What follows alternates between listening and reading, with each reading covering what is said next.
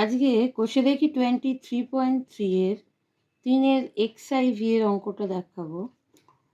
sec square theta plus tan square theta equal two 13/12 হলে sec 4 theta minus tan 4 থিটার মান কত? আমরা জানি একটা ফর্মুলা আছে,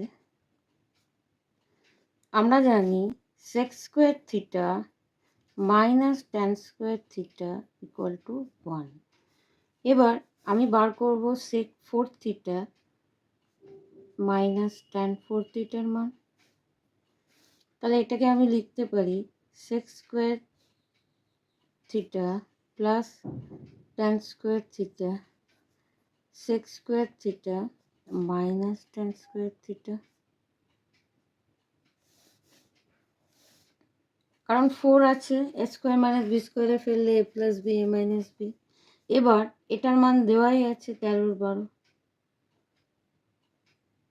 আর sec square theta minus tan square theta equal to 1।